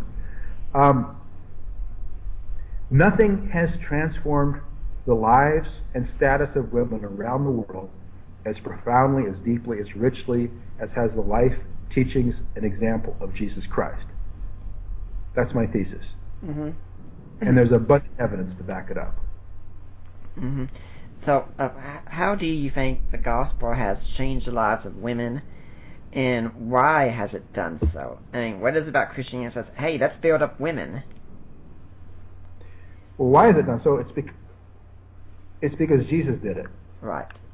There was nobody else in the ancient world who had the compassion, but it wasn't a blind compassion or a sentimental compassion like, Charles Dickens, some of Charles Dickens novels. Well, I just read Tale of Two Cities, and he has two main female characters there. One of them is a cruel French revolutionary, and the other one is this very sentimentalized daughter of Manet, the doctor, and becomes the wife of the person who was almost put to the guillotine. Jesus is not sentimental. Jesus speaks directly and frankly and tells women to repent as well. But he speaks to women, and he speaks respectfully to women in a way that is revolutionary. In fact, Walter Wink, a New Testament scholar, says that since the rise of patriarchy, there was no one who treated women in the ancient world like Jesus did. In every single instance where he meets a woman in the Gospels, he treats them outside of the bounds of the normal way of thinking of those days, the normal cultural expectations. Mm-hmm. The woman at the well, Mary Magdalene, the woman who comes and cries at his feet and washes his feet with her hair, scandalizing everybody present, except for Jesus. Jesus is not scandalized. Martha and Mary, I mean, that's a powerful example. Yeah. Jesus comes to their house, and Martha says, hey, we really need to get food on the table. The disciples are all here. And what is Mary doing? She's wasting her time talking theology with the men. Doesn't she know that theology is for men, not for women? Women should be in the kitchen preparing the meal. Barefoot and pregnant. Yeah, barefoot and pregnant. Jesus, can you please tell my sister to come in and give me a hand? And Jesus says, yeah, you're right. I'm getting really hungry. My stomach's starting to growl. Mary, could you please get in the kitchen? Get away from here. We're talking men stuff here anyway. That's what he says. Right? No. No, he says, no, Martha, let me tell you something. Mary has chosen the better part, and it will not be taken from her. And what is he saying right there? He's saying, I want women educated too. Mm-hmm. Where my followers go and preach the gospel, as I'm going to tell you at the end of the book, by the way, where my preachers go and make disciples of all nations, I want them to found schools for women. I want India, where women have, been burnt on the pyre as when their husbands die, according to the law of Manu, as the law of Manu teaches, that women should not really live after their husbands because they should, and they certainly should not marry again, because if they do that, they'll enter into the womb of a jackal and be born as jackals in their next lives. Mm-hmm. I want women to be educated, and so when the first schools appear in India, as well as the reforms that led to the abolition of sati, widow burning, it was missionaries who did it. Right. In China, when you do a survey in Fujian province of 100 and something women, even in the middle of the 20th century, who had been educated, given higher education, only 2 of them cannot be shown to have had an education but from missions. Throughout the world, I mean, not every civilization was equally misogynistic. Some of them were better than others. Right. Some of them were worse than others. But overall, throughout the world, there's been no person and there's been no social movement that has had the impact of Jesus Christ on the world, and particularly in raising the status of women, helping billions of women. And this is just one of several very amazing ways in which the gospel has transformed the world for the better, as God had promised to Abraham thousands of years before. One of the things I'm thinking about is, I remember it's called the Epistle to Dionysius or the Epistle of Dionysius, but it's an early Christian writing, and we don't really know who wrote it, but one of the things he points to is, look at how differently the Christians live in comparison to everyone else. Mm-hmm. Yeah, and of course this doesn't say, I mean, when we define religion, we can think of it in three ways. Mm-hmm. First of all, the founder, his teachings and his personality, and secondly, the sacred scriptures, the canon, and thirdly, the developed tradition. Now, if we define religion by the developed tradition, then of course Christianity has had its good times and its bad times. It's had its saints, its sinners, its good, bad, and its ugly. Mm-hmm. But if we focus especially on Jesus Christ and the original teachings of Jesus and his followers as developed in the canon of the New Testament, then that's a pretty powerful witness. Of course, we have to look at human history too. We have to look at how the gospel has impacted the world. Look at the good and the bad. To be fair, we have to look at both. Now, I am thinking though about how Augustine did say, "You never judge a philosophy by its misuse." And wherever Christianity has been misused, and you and I would be some of the first ones to stand up and say, hey, yeah, this is wrong, this isn't what Christians are supposed to do. But whenever the teachings of Christ have been followed faithfully, we need to look and say, okay, what kind of people does this produce when it's followed faithfully? Yeah, and when I debated Phil Zuckerman, one of the first things I did when I in my opening statement was I said, we're asked, our question here is, what kind of impact does Christianity or secular humanism have on society? And some of us who grew up in a Christian family, in a godly Christian family, with parents who really live the faith. I got up in the morning and I see my dad and my mom reading the Bible and praying together every morning, 5:30, 6 o'clock in the morning. And they did that for many, many decades. And they lived it. They lived it out, and they showed me what it looked like. Now, I'm not nearly as good a Christian as they are, frankly. But you can see the impact that Bible and that prayer could have on people's lives if they faithfully follow it. Mm-hmm. Yeah, and that's the kind of thing that we've seen time and time again. And since you brought up Phil Zuckerman, I think one thing we should point out is along these lines that one of the Zuckerman's main points has been, I think, to look at the culture in places like Sweden and such, say, see, we've pretty much got a utopia here, and it's not because of Christianity, so there you go. Yeah, and that's another case that I say, it's wonderful to have atheists around because they so often, not only because they undermine their own arguments, but sometimes they make the best case for the faith. Right. And Phil Zuckerman's a wonderful example of that, because you actually read his book, what's it called, Godless, his book about Scandinavia. He's actually does some very good research, and then like Phil Zuckerman, he's an honest man, and he does good research. And I like his kind of research because it's not just a bunch of numbers, but it's faces and it's people, and he quotes what they actually say. And if you look at what he quotes these people from Denmark and from Sweden. Those are the two countries he does research in, just for a year. So he's an expert, but there's a limit to his expertise too. Mm-hmm. And what he does in those two countries is he asks atheists and secularists about their faith or lack of faith. He asks everybody, actually. He has 100 and some people that he interviews. And what's striking is that again and again they say things like, I may be a skeptic, maybe an atheist, but I'm a Christian, because these are the values: caring for other people, caring for the marginalized and the weak. My grandfather used to say, you should love your neighbor as yourself, or walk the extra mile, or be a good Samaritan. And they'll say, these are values that are deeply ingrained in my culture, in our culture here. And Zuckerman says, hey, those are really secular humanist values. Those are secular humanist values. And you look at it and say, what? They themselves recognize the source. Yep. And historically, if you read the Cambridge history of Scandinavia, or you read historical sources on Scandinavia, they're right. It was the gospel that turned these Vikings, who are, as you were saying, looking to get laid and also to burn a few monasteries and grab a hoard of gold.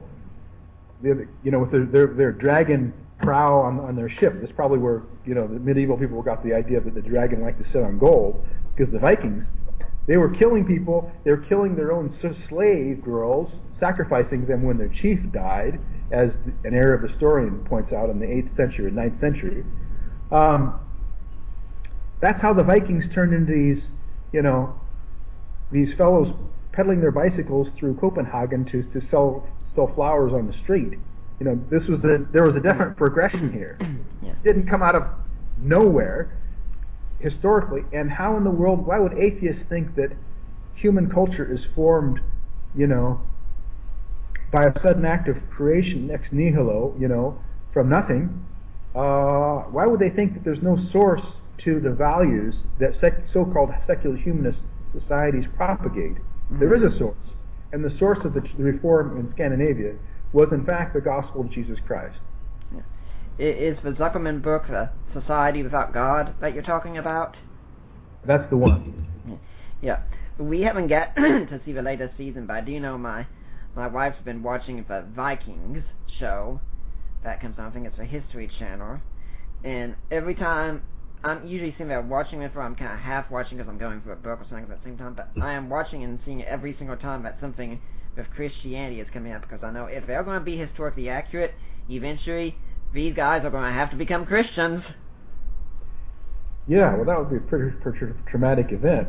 Mm-hmm. But I talk about the Vikings in this book quite a bit, actually, because there's two texts that really show us what the Vikings were thinking before Christianity came, mm-hmm. and what they thought after Christianity, how they connected the two. And I cite both of those texts quite a bit in this book. Mm-hmm. And it just really does show the transforming power going on of Christ when he comes to other cultures, and it's still going on today. I mean, as much as I don't always care for the personal testimony mode of evangelism, if you want to ask the average person on the street, why do you believe in Jesus Christ, they'll most likely point to some great change that's come in their life because they're following the teachings of Jesus. Yeah, and there is a difference between becoming a Christian and following the teachings of Jesus. I don't know there shouldn't be a difference, but I don't think, there are a lot of people whose lives aren't changed because they're not really following the teachings of Jesus very much. And I think, if you look today in Africa, for example, this is one of the challenges, and America too. This is one of the challenges, is to take people who wave this banner of Christianity over their heads and get them to actually follow the teachings of Jesus and act like Jesus in some ways. That's the big challenge for all of us. I mean, it's not just for them, it's for us. Yeah, we still all have to die to ourselves every day. We have to hate ourselves every day. Yeah. And I think many of us can do what you did with your parents and look and see other Christians that we know and say, those Christians inspire me to be a better Christian. Yeah, and even sometimes we can learn from non-Christians in that way too, because there's some people who are not Christians, but to some degree and in some sense they're trying to follow Jesus, even indirectly at times. Yeah, when you were talking about Islam, one thing that I was thinking of is if we had the Muslim devotion to prayer, think how much better we'd be. Now, unfortunately, we have reached a point where we do have to start wrapping things up. We've talked a lot, and let me tell you, folks, please get this book. This book really is excellent. You will really enjoy it. You will get a lot of it, and it will show you a whole lot about who Jesus is and what a difference he makes. I have to say, get the book, and it is available right now on Kindle for $9.99 and on paperback for $13.06 from Amazon. Now, Dr. Marshall, if people want to find out more about you or what you're doing and things like that, do you have a blog or website or anything where people get in touch with you? Yeah, I do have a blog, which I have a lot of materials on the blog too, including on Jesus Liberates Women, and that's Christ the Tao at blogspot.com. And you can just search Christ the Tao, T-A-O, and it's easy to find. Yeah, and that's actually... Unfortunately, I haven't been able to blog very much in China, but I do from time to time, and I get messages there too from people who are commenting and stuff. Now, that's actually in the Chinese culture, but Tao is a way of saying the way, isn't it? You know, the Tao, and this is a whole other subject, the Tao is actually a name for God. But I can't prove that right now, but I can prove that, and I'm going to prove that in the new version of my China book. Okay. Well, is there any final message you'd like to leave today for Deeper Waters audience? Yeah, we Christians don't need to be intimidated by any of this stuff. Right. Because the more you learn about it, read what our opponents say, what our critics say. Mm-hmm. And sometimes we can learn some things from what they say. And the more we learn, the more we come back to truth, the deeper our roots are planted in the truth, the stronger the gospel becomes. Mm-hmm. I'm kind of curious, is there anything you'd say to John Loftus if he heard this? Well, I'd probably say hi. You know, we had a debate on Unbelievable program for a couple of episodes way back when, and the people who are interested in that, they can hear what we say to each other. Mm-hmm. I think John recognizes in a sense that he's over his head when it comes to this subject, but his main focus recently has been on trying to show that the gospel has been harmful to human religions, to the world, and I'd love to talk to him more about that subject, along with some of his contributors. I'm actually thinking of asking Hector Avalos if he wants to try a debate on that subject. Because before we talk to non-Christians about the truth of the gospel, we're all looking at it from the grid of our culture, and people are saying, yeah, but what good has it done us? Is this something that is a blessing to our culture or harmful to our culture? So I think as Christians we need to make the case that the gospel has been a blessing to our culture. And then people are going to listen to the debate over the resurrection with different ears. They're going to be more willing to listen and accept the truth of the gospel when they realize that it's been, you know, one of the great reforming movements in human history. And it helped them personally. Well, Dr. Marshall, it's been a fascinating interview on an excellent book. I'd like to thank you for coming on, and I hope we'll see you again here sometime. Well, it's good talking with you, Nick. Thanks for inviting me. Thanks for coming on. And I'd like to remind everyone that next week, George Yancey is going to be my guest about so many Christians, so few lions, Christianophobia in the West. For now, I am Nick Peters.